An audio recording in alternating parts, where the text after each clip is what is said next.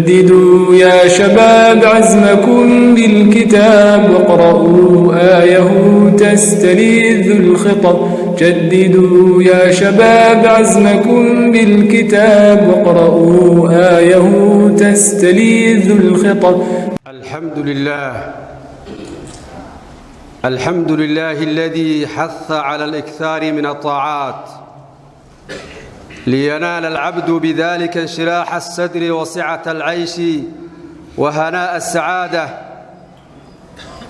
قال سبحانه وتعالى: من عمل صالحا من ذكر أو أنثى وهو مؤمن فلنحيينه حياة طيبة ولنجزينهم أجرهم بأحسن ما كانوا يعملون. والصلاة والسلام على خير الورى سيدنا محمد وعلى آله وصحبه القائل: إن الإيمان ليخلق كما يخلق الثوب، إن الإيمان ليخلق في جوف أحدكم كما يخلق الثوب، فاسألوا الله أن يجدد إيمانكم. الحمد لله رب العالمين. الله سبحانه وتعالى أيام مهدله وحكم مهدنا نعم فربضا وولا لي كوبي كريم أيان الله مهدنا قدورنا وقم مهدنا قينا ولا ليال maxaa inooga baahi badan iimaankeena inaan kubcino, maxaa inooga ishtiyaaq iyo hilow badan iimaankeena inuu ziyaado oo markaa uu kordho. asbaabaa jira qofka muslimka hadduu la yimaado iimaankiisu uu kordhayo. asbaabaa jira hadduu la yimaado iimaanku hoos u dhacayo. saynu hore u tilmaanay موسم مهمة يا فودي نقصها هيا شهر رمضان المبارك أيا فودي نقصها هيسا هل جمعي نجحجا حلوبة هنا هي إنه تخليه سمعنا أو قلوط طهرني أو إمام كنا كبعني أو إمام كنا زيادني أو مركزي ملاك مركزي معوجة إلى إنه الناس هو كشوا أسبابه وحكم دول عليان إمامكو ككرر الله يندوي دي ستي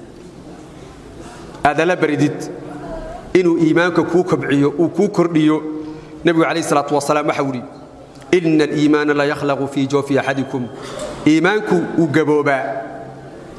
هم بنقضاء وباليوبا سمرض أهبودو وجبودو وباليودو. الله ويديستا الله بريا أو ويديستا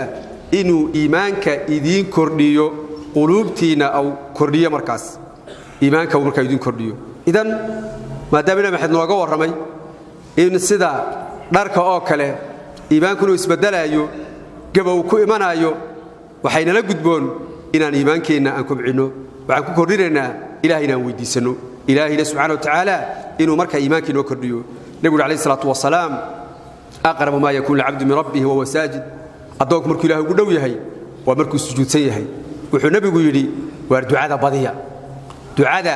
بضيع والله سبحانه وتعالى بريا قارهان صلاتها قار قفكو غاركا او تكنيو ee sunanka ah salaatul leelka ah ee witrida leh ee sunanka kale leh inuu qofku aan cid culus ayna sugaynin inuu Allah bariga ducada u badiyo marka uu sujuudsan yahay. iimaanku waa kordhaa waana nusqaama liyazdadu iimaana ma'a iimaanihim. ilaah bay nooga waramay saa u kordhistaan iimaankooga iimaan ku darsadaan. iimaanka waxa kordhiya walaalayaal oo sababta labaada la noolaashaha quraanka kariimka aqrintiisa iyo fahamkiisa iyo macnihiisa oo loo fiirsado. Allah wuxuu noo tilmaamay: wa nunazzilu min alqur'ani ma huwa shifaa'un wa rahmatun lil mu'minin. quraanka baa soo dejinayna waa caafimaad waa naxariis dadka markaasi mu'miniinta ayuu markaasi u yahay. Allah wuxuu na faray in markaasi ay quraanka aqrintiisa ayaa Allah subhanahu wa ta'ala faray. waxa la nooga waramay ahlul iimaanka iyo dadka mu'miniinta la nooga waramay: wa idha tuliyat alayhim ayatuhu zaadatuhum iimaana. marka lagu dul aqriyo quraanka iimaankooga markaasi yaa kordha oo kabca. nabigu wuxuu yiri alayhi salaatu wasalaam markii leeyahay markaasi fastaqim kama umirt oo toosnow sidii lagu faray ayaa nabigu alayhi salaatu wasalaam wuxuu yiri: shayabatni hudun wa akhawatuha qabla al-mashib. waxa ciradu iga soo baxday suuratu hud iyo walaalahayga la macnaha ah intaan waqti ciradaba aanan gaadhin wuxuu nabigu yiri alayhi salaatu wasalaam lafti kare waxa ay cireeyay suuratu huud iyo suuratu alwaaqi'a iyo suuratu almursalaat iyo suuratu amma yatasaaluun iyo suuratu kuwirat ama wa idha shamsu kuwirat suwarkaas oo ka waramaya arrimo markaa muhiim oo ajiiba qofka markaa qalbigiisa markaa la hadlaya markaas nabiga alayhi salaatu wasalaam waxa ay cireeyay huud iyo markaa walaalaheed ayaa ay cireeyay saadaradeed ayay ahaayeen ummadii wanaagsanayd aan ku dayanayno saxaabadii ridwaanullaahi calayhim quraanka markay aqriyaan macnihiisa ayay dogan jireen fahmi jireen Abu Bakr as-Siddiq dadka markuu tukiyo ama salaada uu tukado oo quraanka aqriyo ismu maamul kareynin oo in daraadeed waa lilmayn jiray waa ooyi jiray Umar ibn Khattab radiyallahu anhu markuu quraanka aqriyo saasoo kale u ahaa bal waxa soo wariyay ahlu tafsiir ya culimada soo guuriyeen in Umar ibn Khattab aqriyay inna adab rabbika lawaqi' ma lahu min dafi' inuu xanuunsaday guriga lagu booqanay loogu tagay adaabka alle waa mid imanaya waa mid dhacaya waxa suurtaagaya ma jiro shafaa'a male oo ergam male oo marka furasho male waa mid markaas dhacaya oo imanaya Uthman waxa uu yiri haday qulubteenu nadiif tahay oo ay hagaagsan tahay hadalka alle kabaynaan dharagneen hadalka alle iyo kalaamkiisa kabaynaan dharagneen habeen iyo dharaarba waa dul fadhiilahay waxa kamid ah asbaabta iimaanku ku kabco oo ku kordho in la badsado xuska ilaahay iyo dhikriga ilaahay adigoo socda adigoo taagan adigoo jiifa adoo fadhiya markaa tukanayso markaa salaada ka baxsan tahay xuska ilaahay la badsado Allah wuxuu subhanahu wa ta'ala ala bi dhikrillahi tatma'innul qulub xasiloonidu iyo deganaashuhu iyo raynrayntu waxay ku jirtaa xuska alle ayay ku jirtaa xuska alle ayay ku jirtaa waana leena faray ya ayyuhalladina amanu dhkurullaha dhikran katira kuwa iimaanka lahow ilaahay xusa in farabadan ya ayyuhalladina amanu idha nudiya lis-salati min yawm al-jum'ah fas'u ila dhikrillah salatu wa dhikriga xuska ilaahay kamid tahay xuska ilaahay oo salaadiya oo adkaarti shamilsanaysa xageega u kaca muamalaadka iyo ganacsiga faraha ka qaada nabiyuna alayhi salatu wasalaam wuxuu yiri oo inoo tilmaamay qola meel ma fadhiisato iyo ilaahay xusaya illa arrimo dhowr ka helaan malaa'ikta hareeraysa meesha dhikriga lagu hayo naxariista Allah ayaa daboosha deganaasha ku soo degta ilaahay baa hadal haya oo yiraahda ummadayda eega wuxuu nabigu tilmaamay meydka ka nool iyo ka dhintay ayuu nabigu kala qaaday wuxuu nabigu alayhi salatu wasalaam mathalu alladhi yadhkuru rabbah walladhi la yadhkur mathalu alhayy walmayyit qofka ilaahay xusa iyo qofka aan xusin wuxuu la mid yahay mid nool iyo mid dhintay waynu dareensanahay farqiga u kala dhaxeeya idan xuska leena badsano meelo fara badan ayaa leeynoo jiray dhikriga ilaahay markaanu saaxanayno markaan soo toosayno saayidka markaan soo galayno saayidka markaan ka baxayno dharka markaan xidhanayno dharka markaanu saarayno guriga markaan galayno guriga markaanu ka soo baxayno suuqa markaanu galayno gelinka dambe iyo gelin marka aroorti iyo gelinka dambe salaadaha kadib cibaadaadka kadib wahaakada a'azzakumullah markaynu galayno dawraatul miyaah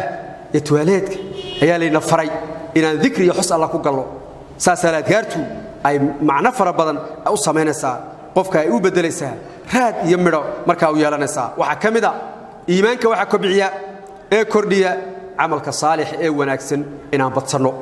sunanka inaan badsano Allah subhanahu wa ta'ala wasari'u ila maghfiratin min rabbikum wa jannatin 'arduha as-samawati wal ard u'iddat lil muttaqin udegdega dabidaaf iyo janna xaq ilaahay ka ahaaday balladkeegu yahay cirka iyo dhulka kale ayaa iskale dadka muttaqiinta ah ee Allah subhanahu wa ta'ala ka baqa ayaa iskale yawm badr markii dagaalku dhawaaday nabigu ciidanka uu safaayay ayaa waxa uu nabigu yiri qumu ila jannatin 'arduha as-samawati wal ard isku taaga oo u kaca janna uu balladkeegu yahay dhulka iyo cirka kale uu yahay Umayr ibn al-Hammam ayaa nabiga weydiiyay markaasaa waxa uu yidhi ma jannaa jirta ballarkeegu yahay cirka iyo dhulka oo kale markaasaa uu yidhi haa nebigu markaasuu yidhi bakhin daalika maalu raabix bakhin liibaan iyo guul ayaa markaasaa nebigu yidhi maxaad saa u leedahay wuxuu yidhi waxaan filayaa oon rajaynayaa inaan dadka jannada noqdo wuxuu nebigu ku yidhi calayhi salaatu wasalaam adigu waxaad ka mid tahay dadka jannadaad ka mid tahay camalka wanaagsan oo loo degdego wuxuu u baahan yahay oo aan joogtayno inaynu joogtayno ayuu u baahan yahay xadiis alquds ayaa waxaa li subxana watacaala yidhi wamaa yazaalu cabdii yataqarabu ilaya binnawaafil xataa uxibbah addoonkaygu kama zuulayo inuu igu soo dhowaado sunanka ilaa aan ka jeclaado haddaan jeclaado anaa maqalka u ilaalinaya oo aragga u ilaalinaya oo gacanta u ilaalinaya oo lugta u ilaalinaya oo xubnaho dhan u ilaalinaya hadduu ii weyddiistana waan siinayaa hadduu ii magan galana waa magan gelinayaa camalka saalixa ah ee sunanka ah ee la badsado qiimahaasi markaasi ay leedahay nebiguna calayhi salaatu wasalaam wuxuu ahaa dhaqankiisii iyo hadyigiisii camal hadduu sameeyo waa joogtayn jiray nebiga waa la weydiiyey camalka ugu wanaagsan markaasaa wuxuu yidhi waa ka joogtada ah haba yaraadabe waa ka joogtada ah haba yaraadabe waxaa ka mid ah asbaabta iimaanku uu ku kobco camal keliya inaadan samaynin aad kala dugdugto naftu way daalaysaa haybil keliya ha ku daynin marba meel u kaxee marba meel u kaxee mar qur'aanka gee mar ictikaafka gee mar dikriga gee mar salaada gee mar soomka gee mar sadaqada gee mar silatu raximka gee wahaakada nawci alacmaal acmaasha u kala dug saa markaa ayna u daalin nabiga calayhi salaatu wasalaam nin baa u yimiday wuxuu ka cabanayay qalbiga oo qalalay oo engegay markaasaa nebigu wuxuu ku yidhi ma jeceshahay qalbigaagu inuu jilco baahidaadana aad hesho atuxib an yaliina qalbuk watudrika xaajatak qalbigaagu inuu dabco baahidaadaad hesho wuxuu nebigu calayhi salaatu wasalaam irxam alyatiim wamsax ra'sah waacimhu min طacaamik yalin qalbuk watudrik xaajatak camal keliguu nebigu kala duga oo qof ku tacalluqa markaasaa nebigu wuxuu ku yidhi agoonka u naxariiso waa camal madaxiisa masax waa shaqo cuntadaada ka qoodi waa shaqo saddexaad qalbigaagu wuu jalci baahidaadan waad haleeli idan nafta meel keliya ha ku daynin u kala bedel camalka saalixa ah si iimaankaagu u kabcuu ziyaado waxaa ka mid ah acmaasha iimaanku uu ku korrayo ee uu ku siyaadayo khaatimada xun inaad ka baqdid alkhawf min suu'i alkhaatima inaad ka baqdid inay geeridu kugu timaaddo xaalad aan hagaagsanayn inaad xasuusnaatid geerida camalka iyo iimaanka ayuu kobcinayaa nebigu calayhi salaatu wasalaam wuxuu yidhi kuntu nahaytukum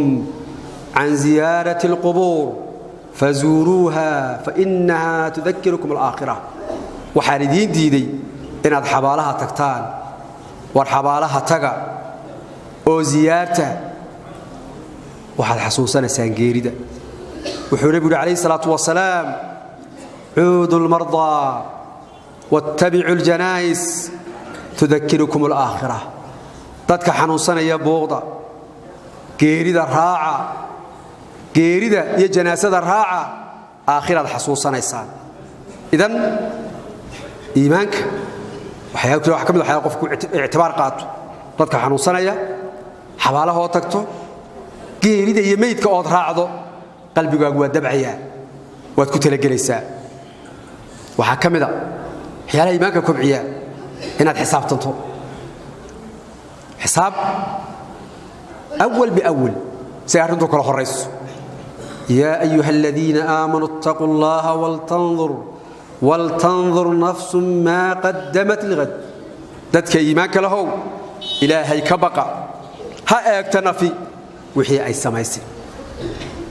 waxay u horumarsatay berri toole cumar ibnu khataab waxa uu yidhi waa nafihiina xisaabiya intaan laydin xisaabinin nafihiina xisaabiya intaan xisaab laydiin gelin idinku is xisaabiya saa daraaddeed xisaabtu waa muhiim waxay dhahan qolada ganacsigu حسابته وناكسني وكاش حسابته وناكسني نقد وي حسابته ده في عنتها دكاش لو دغتا نقد وي حسابته ده في عنتها ساسو كلا وي اعماشاadu hadaan xisaabtanto waxa weey cash bay noqonaysaa marka naqdi bay noqonaysaa waa toosinaysaa waa tagaajinaysaa qalcad iska toosinaysaa iimaanka waxa kobciya dadka wanaagsan oo raacdo dadka wanaagsan oo akhyaar la noqoto arintaasina ogowda ma laha yeeynaanu fikirin ragayna garku cadaaday ama garmadoobaha ah afartan ka dhaafiyo wixii ka weyn yeeynaanu qaadan saaxiibka da'yarta 15 jirka 18 jirka 20 jirka yeeynaanu qaadan saaxiibku waa saaxiib da'du doono hala haado da'du doono hala haado ismala hadaa marka malaha saadaradeed la saaxiib noqo qof wanaagsan saaxiib wanaagsan yeelo nabi maxamed baa waxa lagu yiri wasbir nafsaka ma'a alladheena yad'uuna rabbahum bil ghadati wal 'ashi nabi maxamed baa lagu yiri naftaada la sabir oo waxa la joogtaysaa kuwa ilaahay baryaya gelin hore iyo gelin dambe nabigu nabi alayhi salatu wasalaam al mar'u ala diini khalilihi qofku wuxuu la diin yahay la dhaqayahay saaxiibkii falyanzur ahadukum man yukhalil ha eega midkiin cid uu raaciyo sida daraadeed ayaa nabi alayhi salatu wasalaam saaxiibka wanaagsan hadaad aqrido dhaqankii iyo hadiyigii salafka dhamaantood أكثر من صحابي يا لقى سوغوري سوغوله isagoo markaas leh تعال نؤمن ساعة اجلس بنا نؤمن ساعة فريسو الله رمينو ساعة وما سنغ إلهي رميسن وانس حسوسينينا بل waxa laga soo guuriyay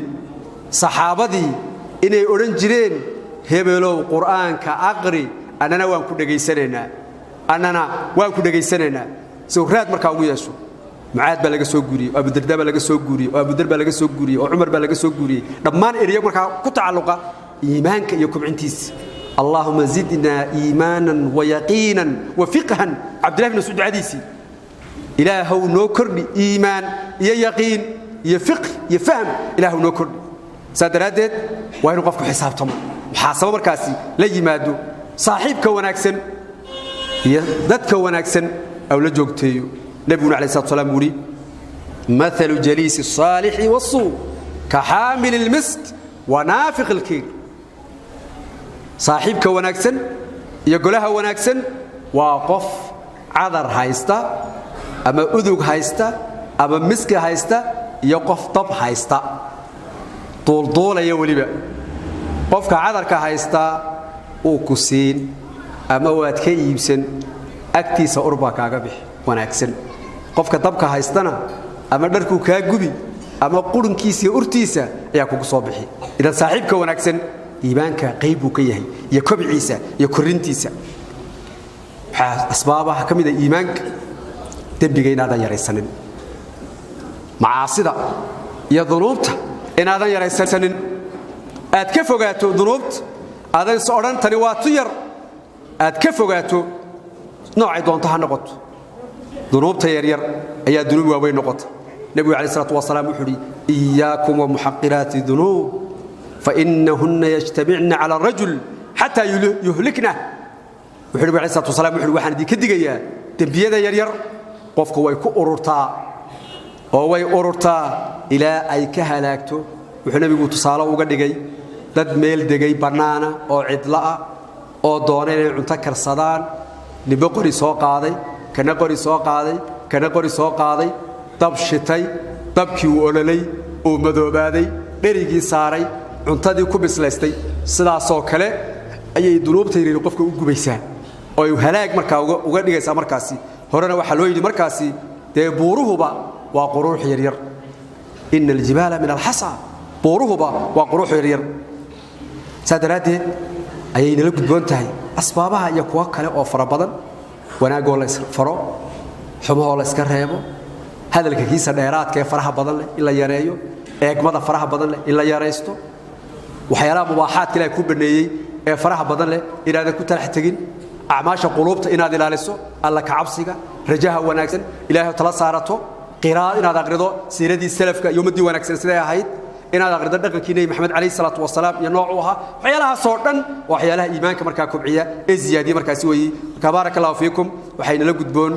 إن شحنا ذا يعني زادك إن أوقاضنا في شابرة كيسن إيمان كنا كبعنو نفهنا أن توسنو نفهنا إنه هجاجنو الله سبحانه وتعالى أن كبرنا ألنا أرقنا ثم صلوا وسلموا على ما أمركم الله بالصلاة والسلام عليه فقال عز من قائل الله وملائكته يصلون على النبي يا أيها الذين آمنوا صلوا عليه وسلموا تسليما